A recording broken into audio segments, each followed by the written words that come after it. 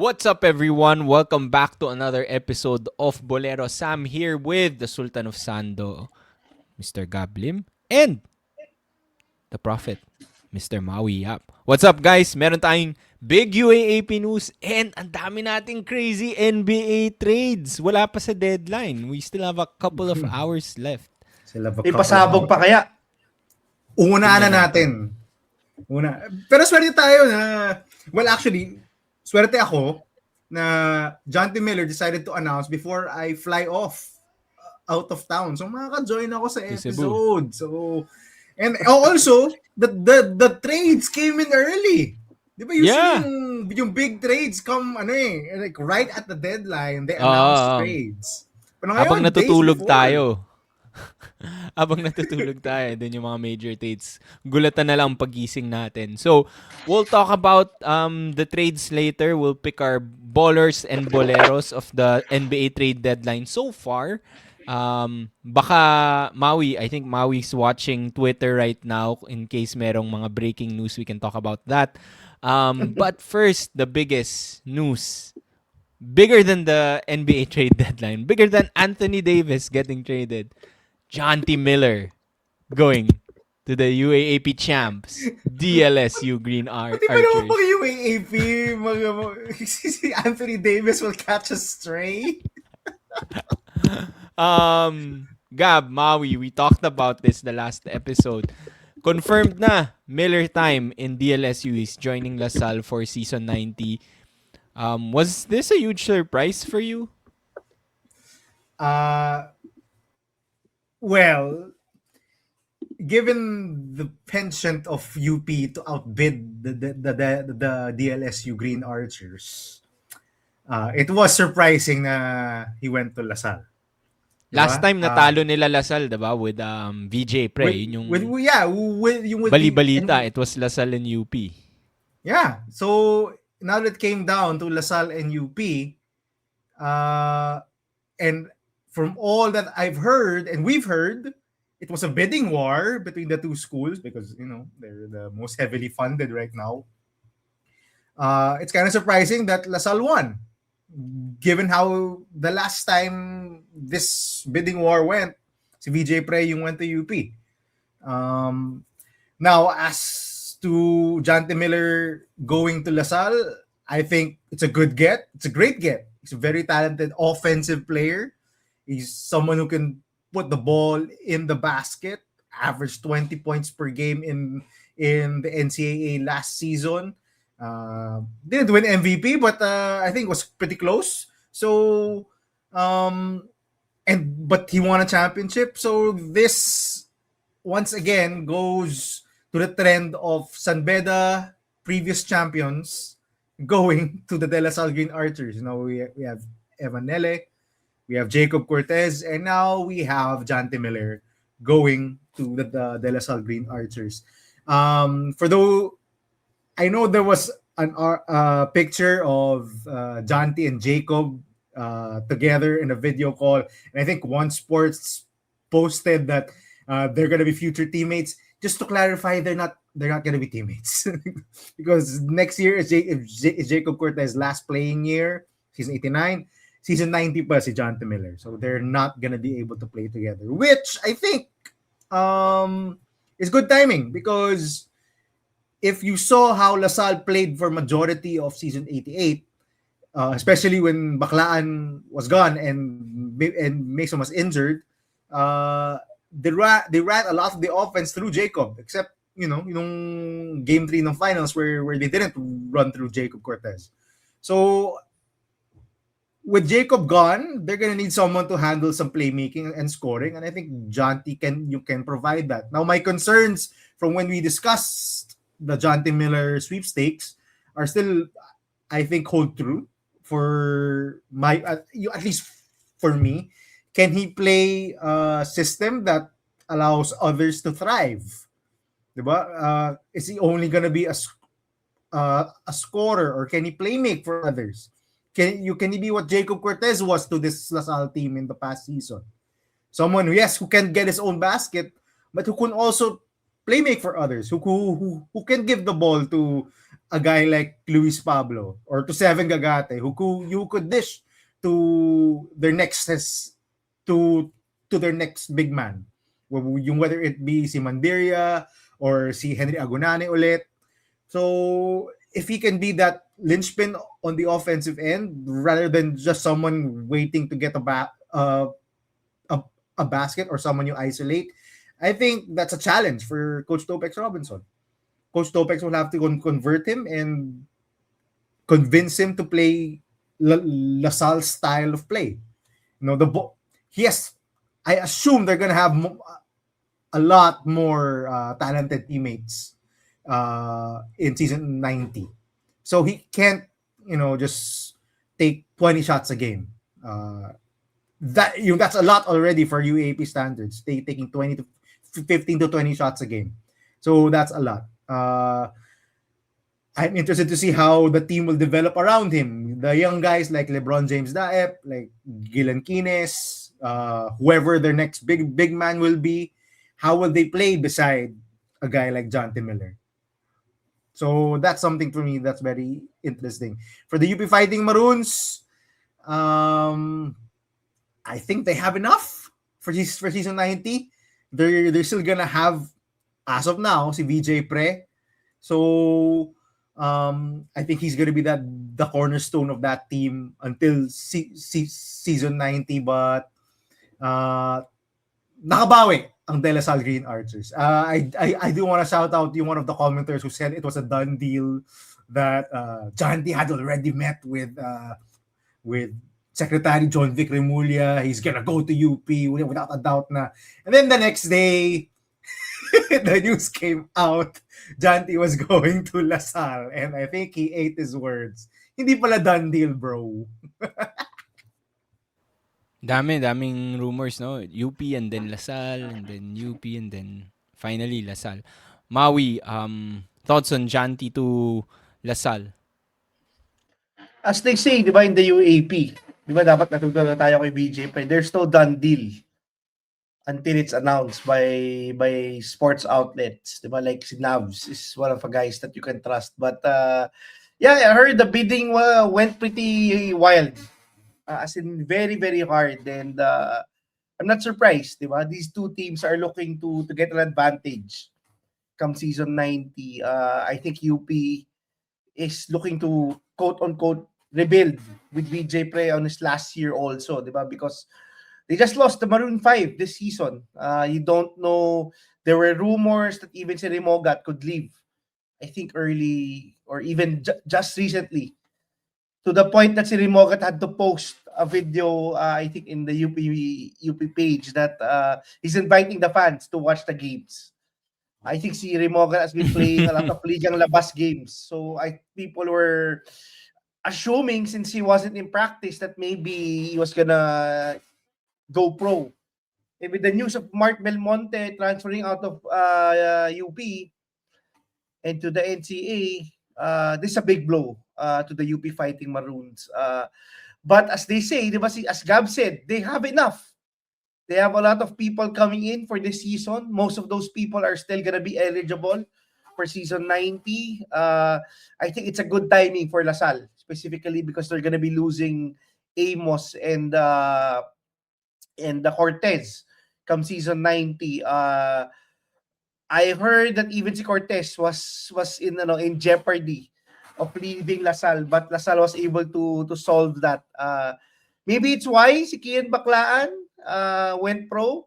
Maybe LaSalle put all their resources into the two baskets of Janti Miller and the Jacob Cortez. But yeah, I think LaSalle has enough to be a good team come season 89 and come season 90. They have a lot of weapons.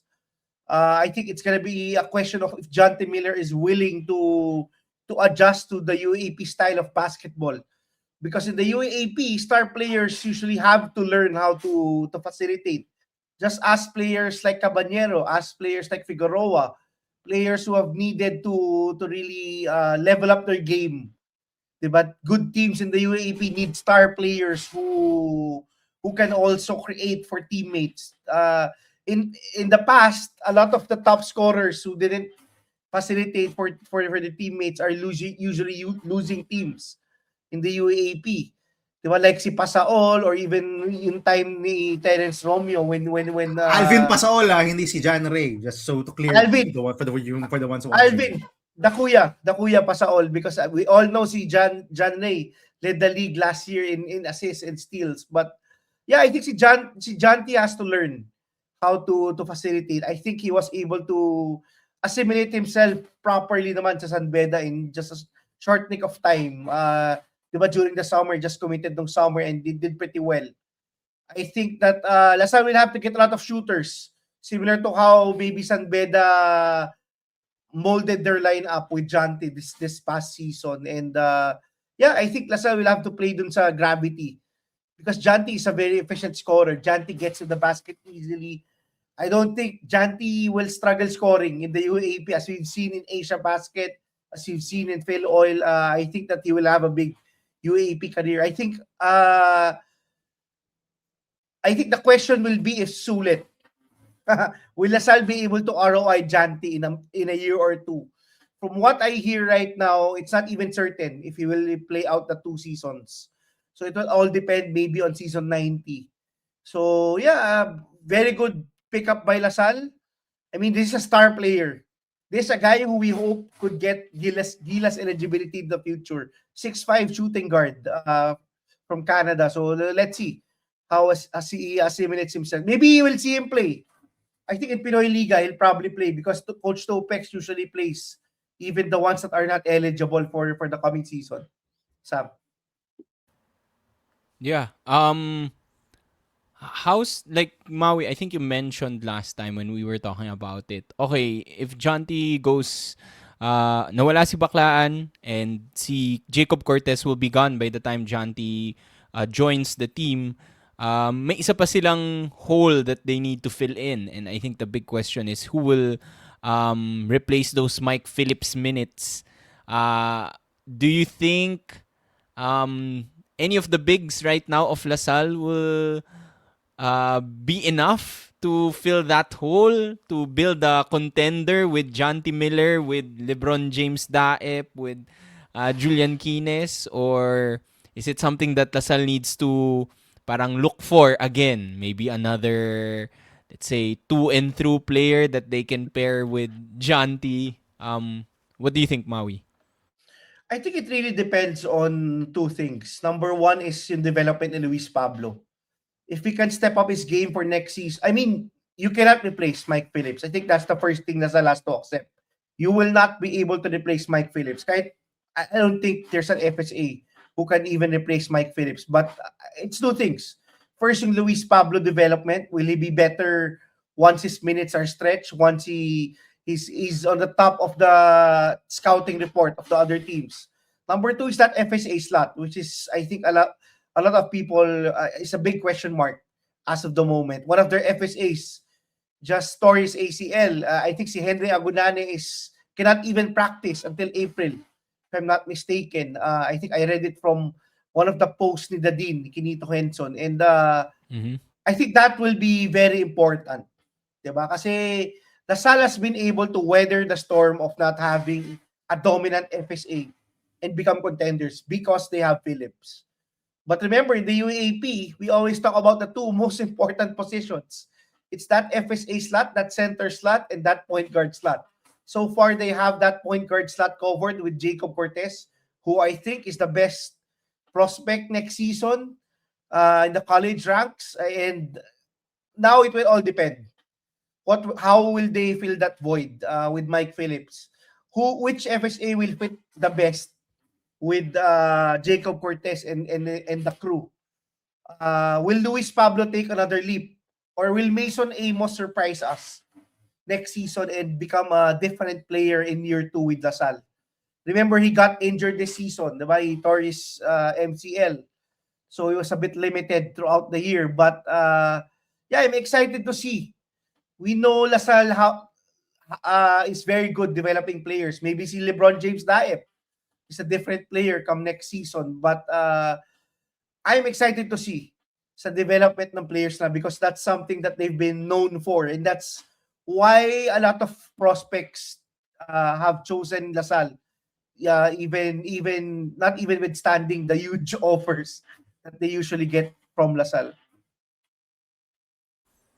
Gab, any other NCAA players on the rise that you think could be potential targets for UAAP team? Si Belmonte, we'll talk about him next, is looking at NCAA, moving to the NCAA. Meron pa bang ibang mga NCAA players that you think could move? Last I'm year, the si I'm Napayosing. I'm the wrong person to ask, Sammy, because I don't watch the NCAA, which is a Si bad question for me. Manalili, you think? Maybe I've been able to watch him a few times. No, Phil Oil. I think I think he's a pretty good point guard. Uh, I don't know which team needs a point guard. Siguro yun Good lang question. ang Good question. uh, ang question. So ang hirap. Maybe I don't really watch the NCAA, Sammy. So maybe si Titing Manalili will take his talents to a bigger stage in to the UAAP. I can't really answer that question, to be honest. Last words before we move on to Mark Belmonte. Yeah, I More think news, please. more news. Yeah, more news. Sumama kami kay Janti. We've covered him in 2 episodes already. Actually, kaya nga eh. Kaya nga, we talked Kahit yung about San him a lot. Beda, I think has accepted their fate that they won't be able to get to the UAP anytime soon. Yeah. Okay, so in other news, UP news naman, but not the good type, I guess. Mark Belmonte Depending decided if you're a not to... fan, though, it may be a good. Actually, Mark Sa inyo Belmonte dalawa yata, deciding good news not to enroll in UP and leave the Fighting Maroons. He's looking, since he can't join any UAAP team anymore, he's planning to join the NCAA. Wala pa atang news on which team he will be joining. So, mixed reactions to, no, sa yung Mark Belmonte news. I asked a couple of UP friends, I go, "Oy, Mark Belmonte, umalis na ng UP. What do you guys think?" Yun lang yung reaction. Okay. Noted. UP fans, ha? Oh my I asked UP fans gosh. para naman medyo, you know my relationship with Mark Belmonte.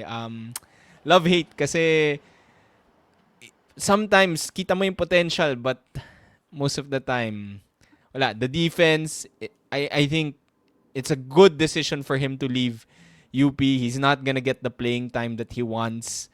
Definitely not in the type of system that Coach Gold wants, where he wants all of his players playing good defense. And with the arrivals of guys like VJ Pre coming in, I'm sure they have a ton of recruits pa. It was tough for Mark Belmonte to get minutes. And he was already in his third or fourth year. So I think it was a good decision for him to leave. Gab, your thoughts on Mark Belmonte? I know you were very critical of him also in the past. It's not a UAAP off season until someone leaves the UP Fighting Maroons.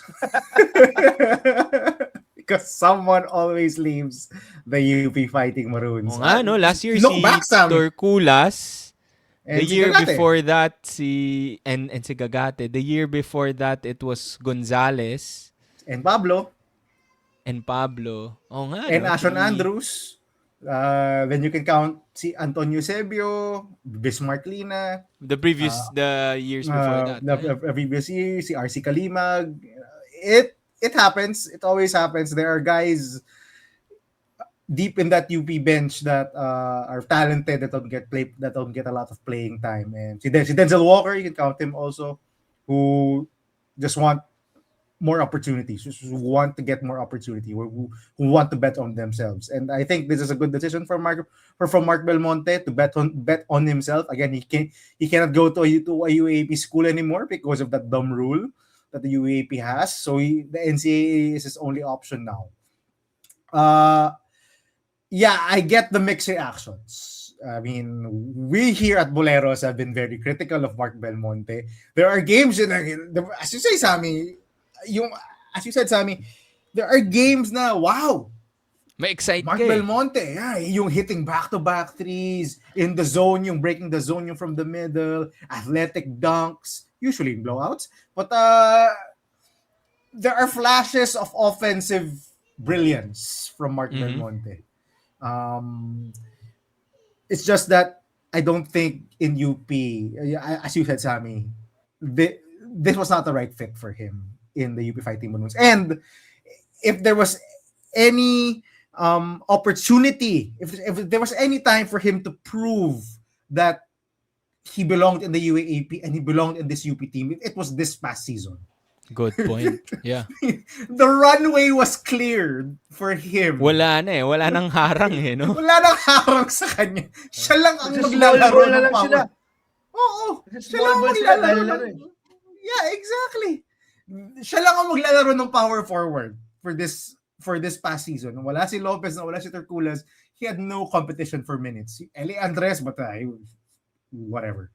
Diba? So, siya lang. Siya lang talaga. Si Iniges, pero uh, if this was supposed to be his breakout season, in fact, he was starting in the early preseason. He was the one here. If you look back in Pinoy Liga and in Phil Oil, he was the starter. It wasn't Ganis. It was either Gani Steven the center and Francis Laruca. They were alternating and they were starting Mark Belmonte. And eventually, Coach Gold saw, yeah, no, we're not starting you. Go back to the bench. Eventually, yeah, we'll just go with two bigs. We're not gonna go with the old style of having a stretch athletic power forward like Terculas, Lopez, or Carl Tamayo or Zave Lucero. We're going back to two bigs just because Mark Belmonte was just not it. And yung nga, that said everything. That told you everything you needed to know. The fact that he had every opportunity in the world to grab that starting spot, to play big minutes, to become a breakout star for season 88, and yet he became an end of the bench guy. In fact, his minutes decreased from season 87. That's crazy. That's Diba? crazy. I was gonna say that. Actually, he was on my short list as Boleros of the season. I do remember his minutes decreased. I think scoring-wise, same lang. Kung hindi man bumaba, I think same lang yung averages niya. Even the rebounding. So, you can say it was a worse season than the previous one. Was. Kasi the previous one, injured si Torculas for quite some time. So, he was getting some run time during that part when Torculas was injured. And then, bandang dulo, binench na siya. So, good point, Gab. I agree. Yeah. So, and also, ang mahirap with playing in a team as deep and as talented as the UP Fighting Maroons is that I've said this before you multiple times. Your flaws become magnified. Diba? If you're a bad defender, you will get exposed as a bad defender because everyone else on your team is a good defender. Just ask Ray Mogat that. In the finals, he was targeted all over and over again because he was the only bad defender in that starting five, and he was getting targeted. And that's the same thing with Mark Belmonte. Just ask KQ. If Mark Belmonte is in the lineup, barbecue chicken. Give me that Mark Belmonte match up one-on-one. He gets targeted. That's the reality. You play in such a deep and talented roster, you are going to get exposed. In the NCAA, let's see where he goes. He will probably need to play more center, given his height. I mean, they play 6'3" centers there, so he will have to play some center. Sayang yung skill set niya, but let's see if he develops a bit more body mass. Because he will probably play some center. Let's see if he will develop more perimeter skills, some shooting, because he's a as I said, he's a good offensive player. Let's see if maybe he won't be much more taken advantage of in the NCAA because teams are smaller. Teams love to shoot and spread the floor. Maybe he can thrive in that sort of system. So this is a good bet. Again, I don't think his future was in UP at all. Anyway, the fact that VJ Pre is coming in for next season, there's just no spot for him to get his opportunity.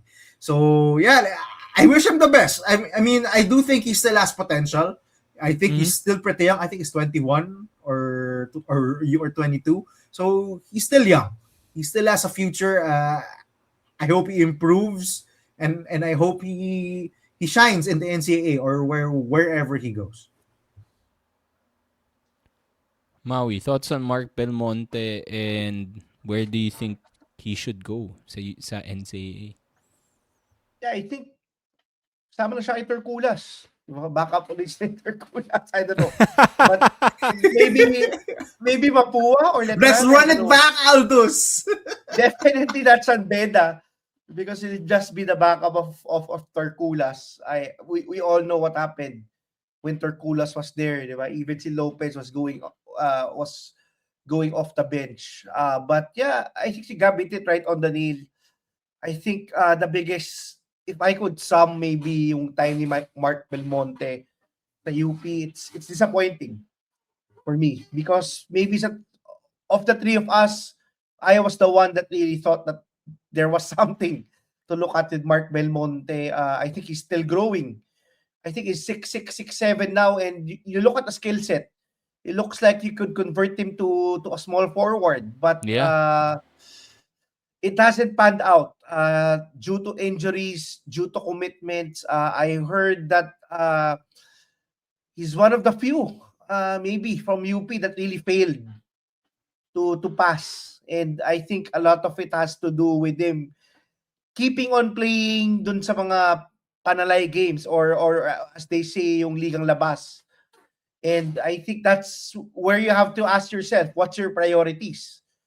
Diba? I think Mark Belmonte is prioritizing the now too much than maybe his development. He has been unhealthy the past few seasons. He's been inconsistent, and I wish him all the best in the NCAA. Hopefully, he gets a lot of usage so he can continue to develop. I think that this guy has a lot of potential, and sayang because from what I hear, UP has really been working on developing this guy. And as Gab mentioned, he's only 21. And you hate to see it when a guy doesn't fully develop, get to his potential. Diba? I think that si Mark Belmonte has Gilas potential or even potential to play abroad just because of his sheer size and skills. But that's the reality. When you play in a team like UP, you have to be a two-way player. You have to be consistent because you're playing with a lot of good guys. Maybe a change of scenery could unlock his game. But sayang kasi grabe yung training, di ba? When you play, it's still different. When you play for a UAAP team, especially if it's UP, LaSalle, Ateneo, or maybe UST. Di ba? They train abroad. They have different trainers. Kakaiba yung exposure, kakaiba yung training, and maybe a change of scenery could get him to his full potential. I think he should watch Terculas and how he performs in his first NCAA season. I think that would be a good benchmark for him. Sam. I can't believe you did not mention the number one school that should be on his list in the NCAA. Mark Belmonte should go to the JRU Heavy Bombers. the team where his friend, ano pangalan nun? John Yung sumapak Amores. sa kanya. John John Amores. Oh my His God. former best friend's team. I was derailed thinking his kung UAAP career. bakit JRU? Sabi ko, bakit JRU? Full Ano, circle, sayang Gab. doon. Full circle. Pinring up talaga si Amores lang yakas. I feel bad for him kasi that sort of derailed his. I was gonna mention na mention ni Maui kanina. That sort of yung injuries, 'di ba? That sort of derailed the start to his career, 'di ba? He was already practicing with the team and may mga ganun pa siya, yung mga freak injuries na nangyari sa kanya. So I would really wish him the best. Sabi mo nga, Maui, ang ganda ng size niya. You can see the potential. Naririnig din natin, like people really hype him up. So hopefully he pans out. Change. I think he needs the change of scenery. So good luck to him. I hope he gets to join a good program in the NCAA that can focus on his development and maybe let him play. Sige. So let's talk about the NBA trade deadline. Since medyo, again, onti lang yung UAAP news natin, let's talk about the NBA trade deadline. Lots of surprises, lots of big trades, and non-trades, I would say. Giannis, I don't know. Is it gonna happen? Is it not going to happen? We talked about it. So, let's pick our ballers and boleros of the NBA trade deadline so far. Let's start, as usual, with our ballers. Let's go, Maui.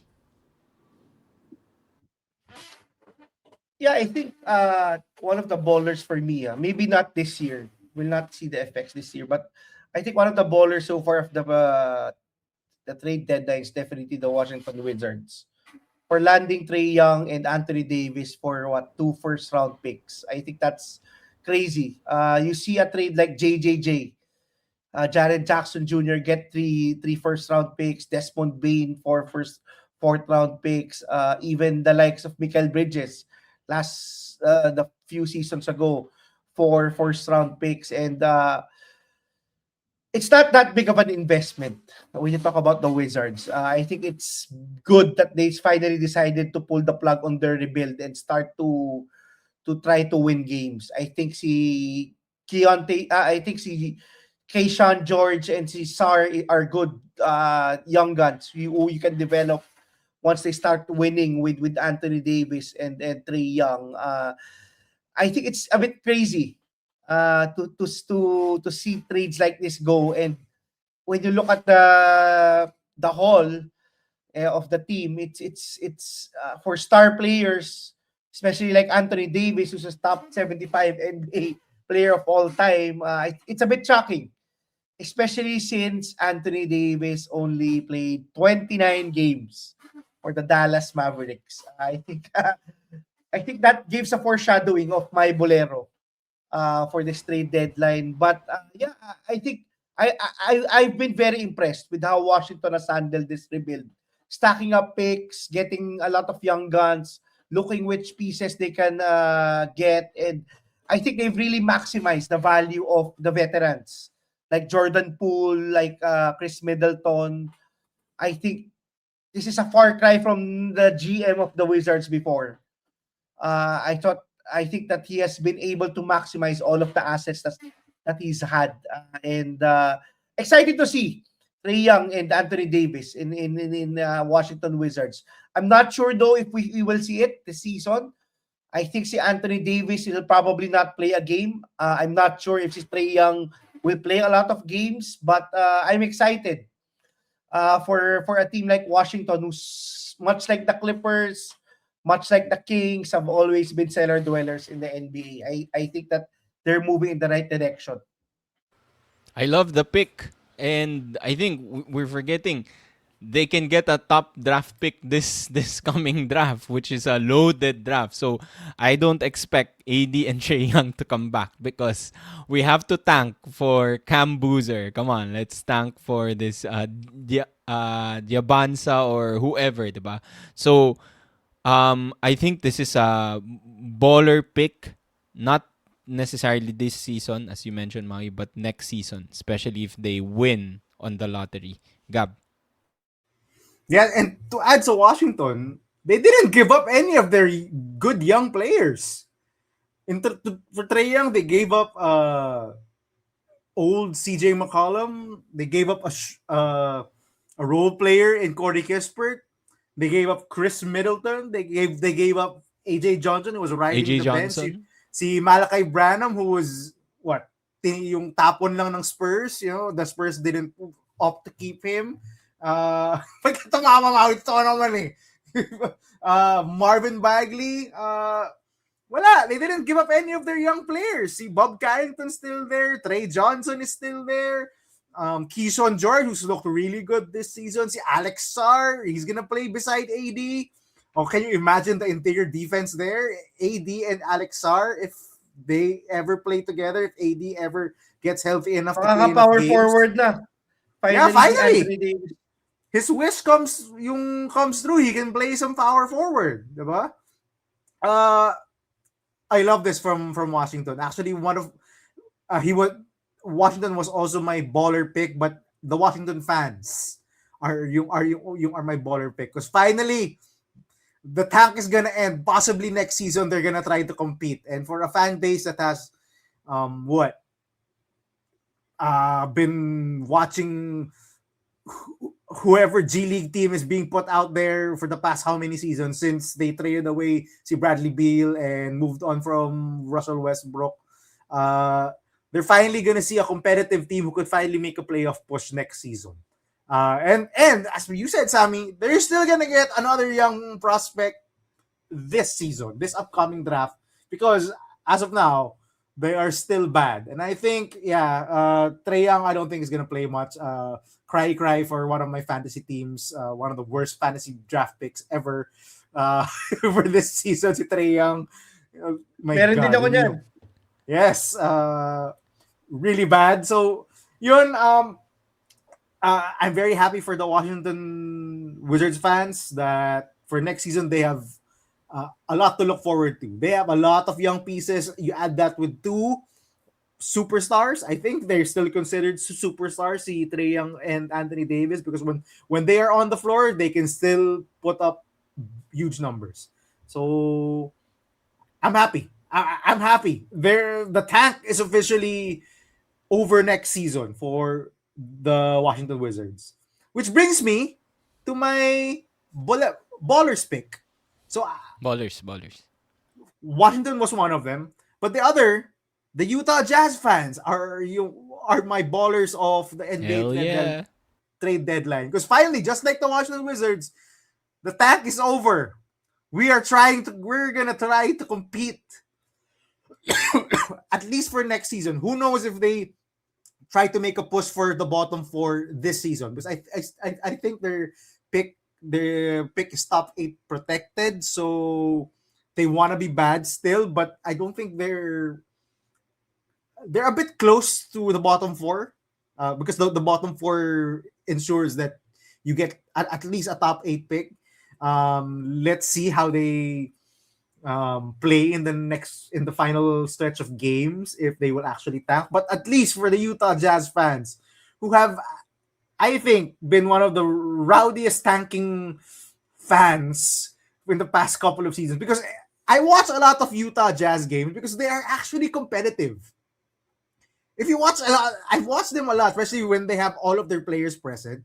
They are actually a pretty competitive team, which is why I think a few seasons ago they traded away their whole team because they were too competitive. They wanted to lose and they were too competitive. Doon Masyado nag-all-star si magaling Markkanen. no?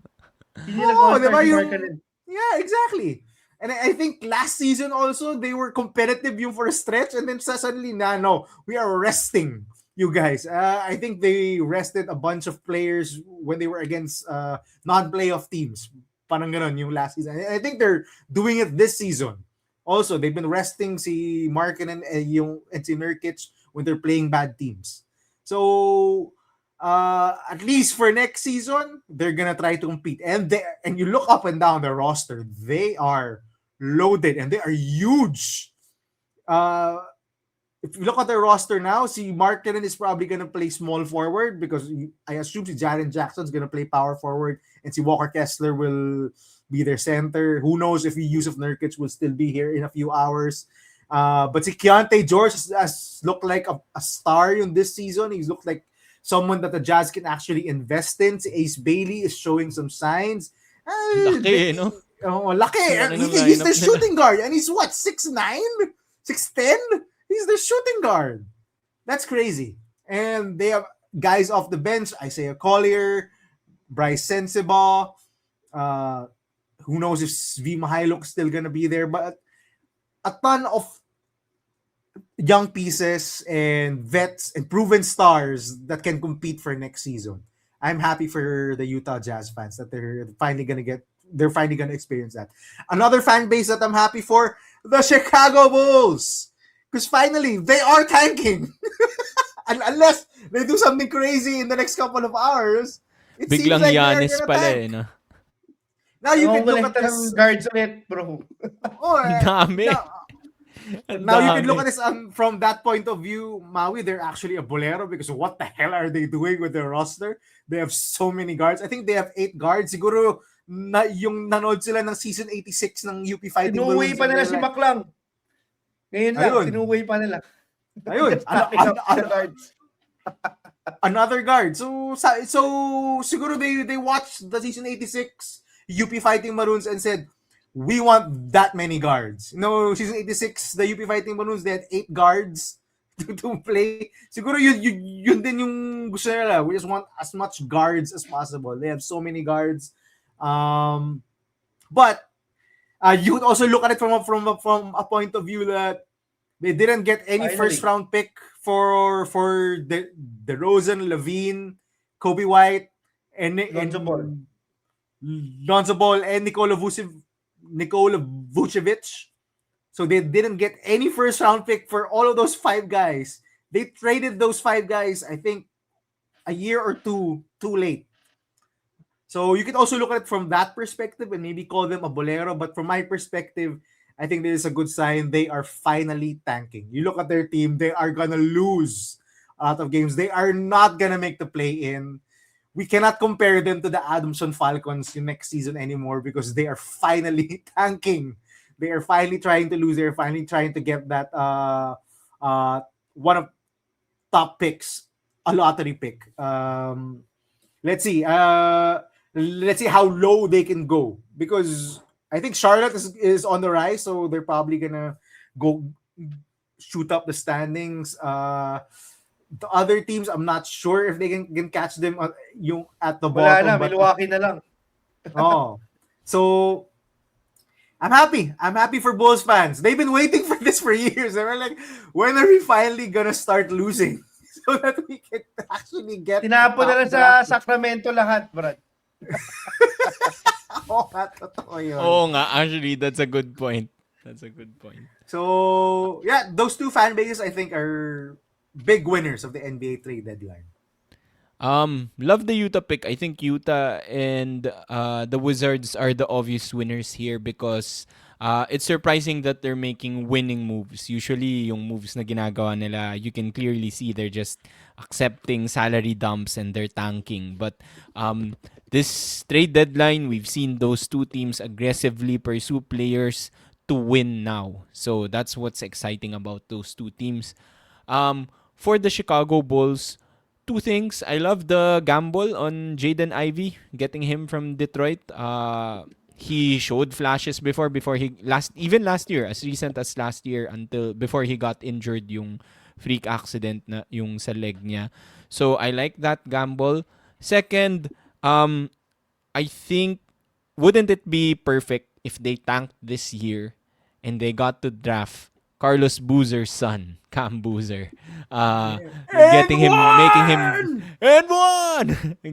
making him join his father's former team. I think that would be a story, diba? Quite an interesting story. So poetic. So I'm cheering for Boozer to save the son of Carlos Boozer to save the Chicago Bulls and bring them back to the playoffs.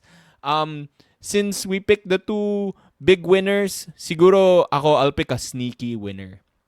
And para sa akin yung sneaky winner of this trade deadline so far, I'm going with the defending champs, the OKC Thunder. Kabayan. Number 1, well, before we go to Kabayan, number 1, the James Harden trade, which I think surprised a lot of people. James Harden leaving the Clippers, going to the Cavs in exchange for Darius Garland. The Clippers looked really, really, really bad at the start of the season. Akala natin magkakaroon na ng number 1 pick yung OKC Thunder, but then they started to look good. One of the hottest teams in the NBA, along with the Charlotte Hornets etong 2026. But because of the James Harden trade, that's a question mark now. I'm not saying that they're going to be worse without James Harden because Darius Garland is a good player kung healthy, diba? The problem is, yun, kailan ba siya magiging healthy? According to Darius Garland, he's ready. He's close to returning to the court, but we'll see. But if you look at the stats then, at least so far this season, James Harden is the better player. So yun yung problem ko. the Clippers might lose a couple of games. I think they lost earlier. So, good for the OKC Thunder. Good for them because they're getting a higher draft pick. Second, I think they take a low risk bet on our kabayan, Jared McCain, who was one of the top prospects from last year before he got injured. But this Wall, year, nawalan siya ng playing time. hinahinay lang tayo sa top prospects. Hindi naman top prospects, but like, Hinahinay lang tayo. he looked good last year before his Na-hype injury, na. di ba? Na-hype The na next Steph na-hype na. Curry pa nga, di ba? Na-hype na. Tsaka, isa siya sa would you say, pinaka magaling sa TikTok na NBA players. Kaya So, nga daw at least may bagay, so, marketing for OKC. So, I think, they have a ton of draft picks, OKC. So, trading the Houston pick, I don't think that hurt much to get like a guy like Jared McCain who's kind of still young. So I think OKC is a sneaky winner in this trade deadline. Thoughts? yeah, I think about Jared McCain lang, I think a lot of his teammates posted.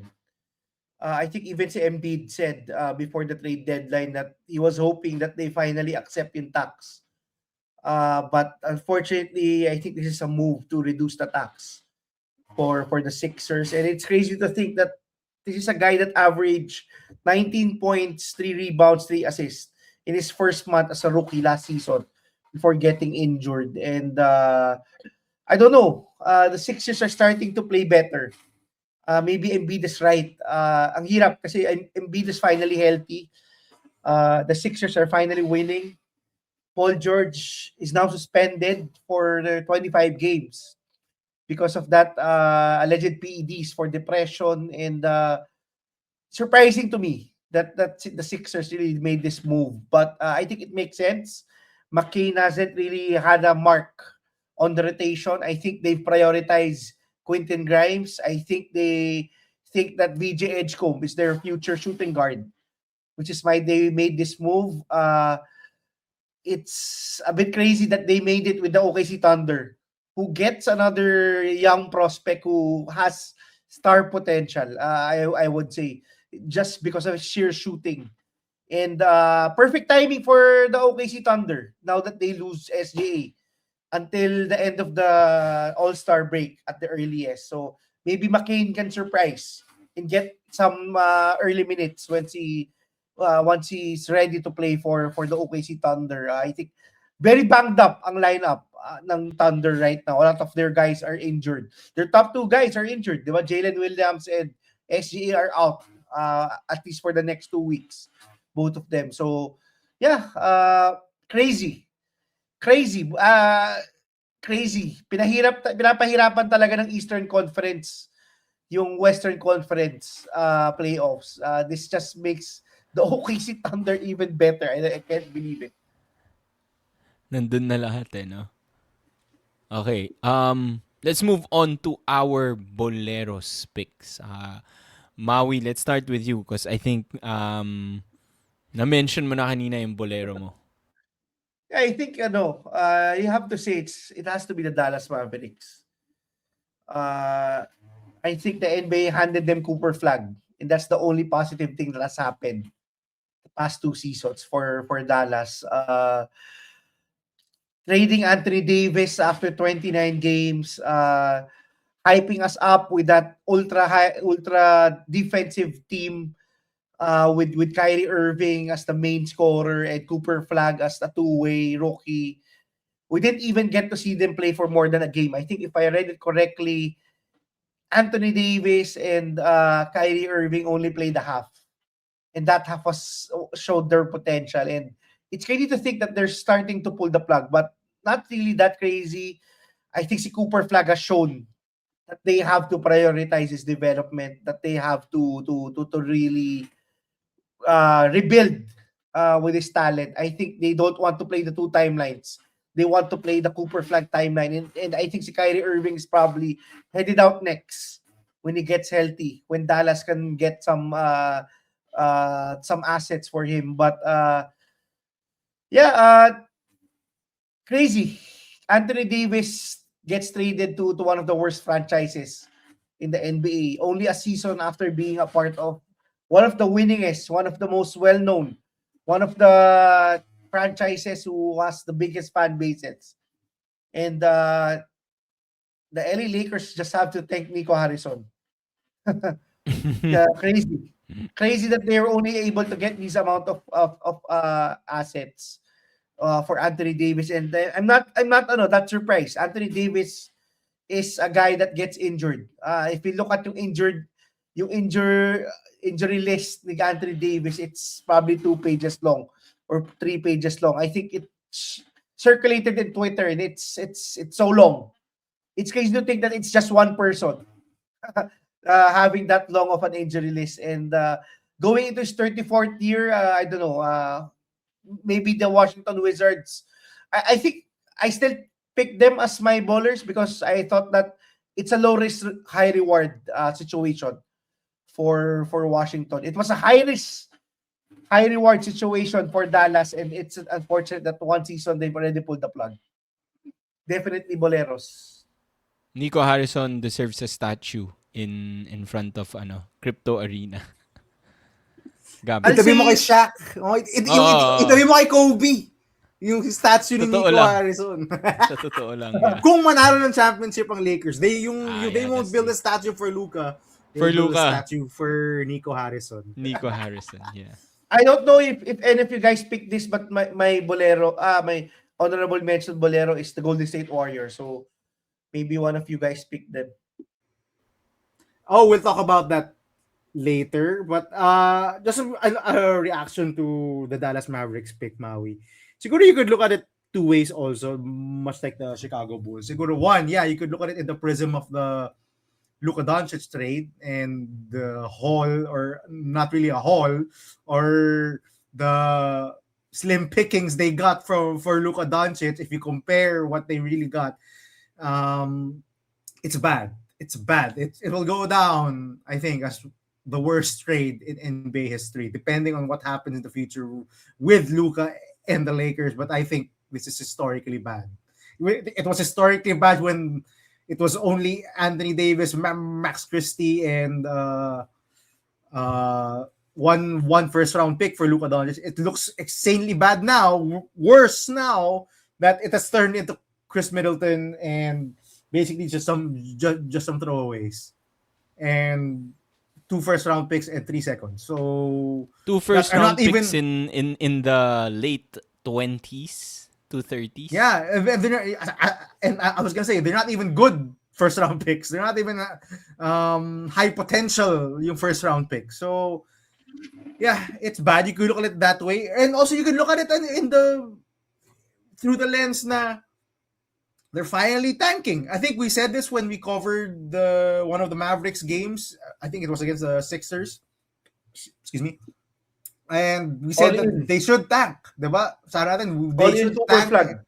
Yeah, build around you Cooper Flag, and they're doing it.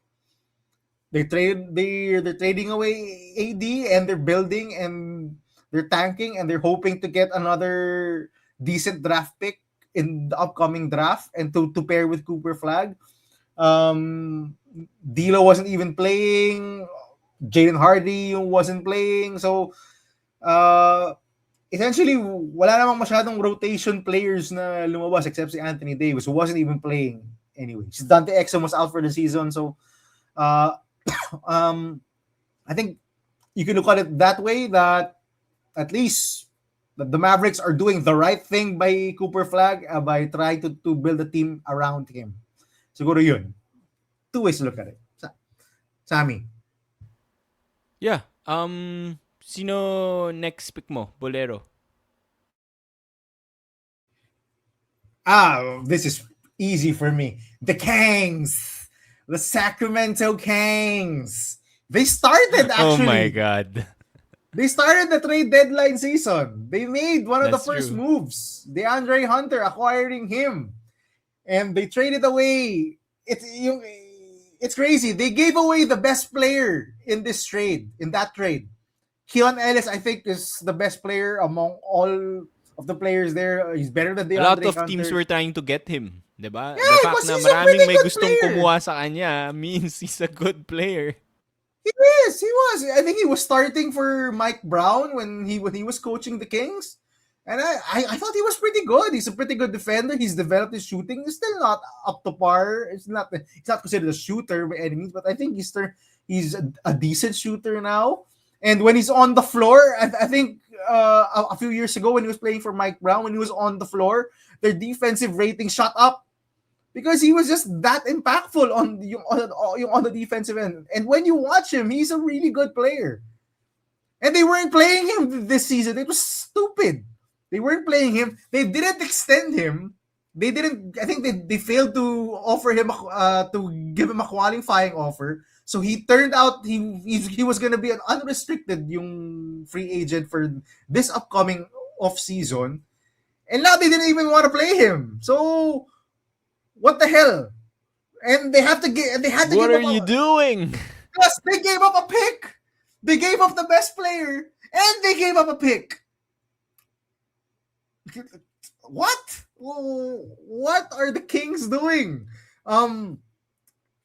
I questioned why they acquired the Andre Hunter. I think Maui, you said that he's a shorter contract, diba?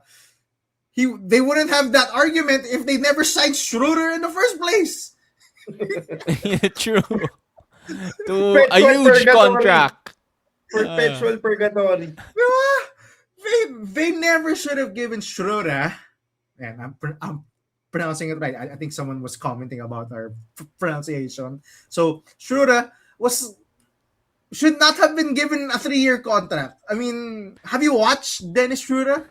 He doesn't. I mean, to be fair to him, he's a world champion. He's a Magaling world siya, but champion, like, Sammy, but he's not someone you give 48 million. I think it was $48 million and 3 years to. You a sign 3-year long contract, a long-term contract for a team like the Kangs. Yeah, why? And you pair him with Sabonis, the DeRozan and Levine? Are you kidding me? And now they're paying a draft pick to move off of Schroeder, and they also moved off of Dario Saric, who they traded for. They gave up Valanciunas for Dario Saric, and now they had to pay to give up those two players. What are the Kings doing? You add to the fact that as of our recording, they have not traded any of Levine, Sabonis, DeRozan, and or Westbrook. They're still holding on to their talented players who don't fit in their roster. It is crazy what the Kings are doing. I have Despite no being idea. the worst team. Diba? They are The so Western bad, Conference. but they still won't sell off their assets. I don't get it. And also they're not playing Malik Monk. You'd think they'd want to play one of their better guards, probably their best guard. Yeah. So the Kings being the Kings. I just don't get it. I just really don't get it from the Kings. Hindi ko gets. I do remember when that DeAndre Hunter trade happened. And I looked at it and what? Napa-double take ka no? Teka. Sila din yung nag-give up nung pick?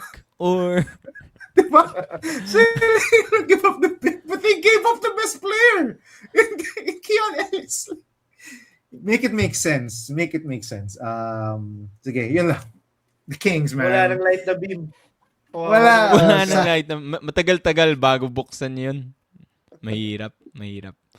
Sige, I'll go with Maui's honorable mention actually, the Golden State Warriors. And I think even before the trade deadline, medyo bolero na sila just because of the Jonathan Kuminga drama, the injury to Jimmy Butler. I thought that was a good trade, getting Jimmy Butler from Miami last season. That's a win now move for that they can pair with Steph Curry and Draymond Green. Unfortunately, he got injured. The Kuminga drama, the entire off season, even the previous season, just prolonging the Kuminga drama, keeping hold of him. I think they should have traded him earlier. Baka they would have gotten more for him. And now, I think the best way for them to turn their fortunes around was to get Giannis. And personally, we talked about the Giannis sweepstakes. If he was going to be traded this trade deadline, Golden State probably had one of the best offers they could that could that they could offer for Giannis, because they had the young, sabi nila, diba, they need a young player and a young prospect and tons of draft picks, which Golden State in theory could have met with Kuminga and their draft picks compared to the other teams that have missing assets at least ngayong trade deadline. But it seems like, at least for the trade deadline, it's not going to happen because they just traded Buddy Hield and Jonathan Kuminga for Kristaps Porzingis, which, if you think about it, siguro 5 years ago, if you were to get like or maybe even, 2 years ago, 3 years ago, a Washington Wizards level Kristaps Porzingis, that would be great for the Warriors. Good fit for them. The problem is he hasn't played in a ton of games this season and his entire career. So that's a big question for the Warriors with KP. Also, does this make it more difficult for them to get Giannis? I think there's still a chance that they can get Giannis in the offseason. I don't think the door has permanently closed, but maybe it's a bit more difficult. In addition, I think it's, I don't know. Parang for me, Steph Curry and Draymond Green should be Warriors forever. That's how I feel. That's how important those two guys are to the Warriors. So the fact na Draymond Green was even being mentioned in the trade deadline, in the trade for Giannis, trade package for Giannis, parang that felt off for me. But to be fair to Draymond, he just accepted it. Sabi niya, if I get traded, then I'm grateful for the 13 and a half seasons I've had with the same team that drafted me. So, but that's off for me. So I'm actually, for me, a bit of a winner for me, si Draymond. At least it doesn't look like he's gonna be traded this trade deadline. But yeah, Warriors for me, Bolero so far. Maui. Yeah, I think yung move ng Warriors is really a desperation move. You don't know if si Porzingis will be healthy enough to play down the stretch or even a ton of games. Diba? We've seen with the Atlanta Hawks, we've seen with the Boston Celtics. This mysterious illness, diba? With Porzingis, which they haven't really been able to solve. I think it's just them prioritizing Steph Curry. Maybe that's good for their franchise, for me in the long run, because they really valued si Steph Curry. Remember, they just threw away si Klay Thompson and we're just about to throw away Draymond Green. Two players who should, in my opinion, retire as a Warrior. And this is their way of showing Steph that we'll do everything we can to compete. But I don't know if it's enough. Even if Porzingis is healthy, I don't know if this will be enough for the Warriors. But you have to do everything you can to protect the legacy of Steph Curry. And it's a bit unfortunate because Giannis could have been that bridge to their next timeline. I think that they overplayed their hand with Kuminga, trading him when his value was already tanked to begin with. They could have done this a season or two ago. I think that's one of the main reasons why we think that I personally think that the Warriors are Boleros for this offseason because they overplayed their hand, much like the Chicago Bulls, diba? They held too long to a player that wasn't really gonna be a part of their future. Kuminga hasn't always been a part of their culture. Kuminga has always been that misfit, that guy who had potential but couldn't fit. Even worse than Jordan Poole, who was able to carve out one of the best six-man performances, I think, in NBA history, and whose career NBA champion, Jordan Poole. NBA champion Jordan Poole, who hasn't looked the same since he was traded out of the Warriors. And this is coming from a team owner who said that they were light years away just a couple of years ago. So maybe this is karmic justice for being too cocky. They will have to rebuild at some point. But I do hope that they continue to prioritize Steph Curry. Just lunukin na lang nila maybe 2 or 3 seasons, much like what the Lakers did with Kobe during his tail end. Okay. Any other honorable mentions, Cap? Or thoughts on the Warriors Oh, before we go? I do have some honorable mention ballers. One, James Harden. I think James Harden is a baller for this trade deadline. By all the reporting that was happening, James Harden did not want to stay in LA because they didn't want to give him a long-term extension. They didn't want to give him the money. And with given the fact that he had veto powers over where he was traded, I expect that Cleveland is going to offer him an extension that at least will give him more money or a longer term contract than what the Clippers wanted. The Clippers just didn't want him. Based on James Harden's quotes and all the reporting that came from the Clippers camp and James Harden's camp, they didn't want to keep him for the long term, which is crazy because James Harden has been their best player for 2 seasons. So crazy that they didn't want to keep him for the long term. I think we get it. He's old, but he's getting the money. He's going to a good team in the Cavaliers. Depends on how they perform in the playoffs. Still, James Harden has not been the best playoff performer, as well documented in NBA history. But he's at least gonna have a chance to compete in the playoffs and compete for a title. I'm not optimistic about Cleveland's chances, but they're still a good team. They still have Donovan Mitchell. They still have a defensive backbone with Jarrett Allen and Evan Mobley.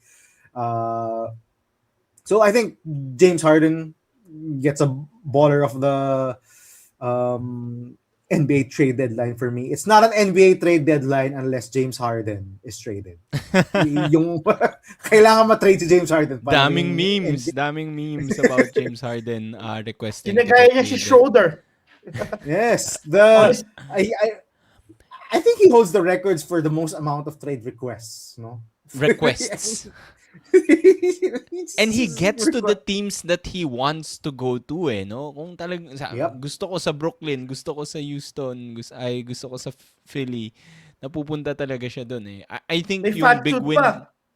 Diba may fat suit pa before? James Harden sa really knows how to Rockets. do it.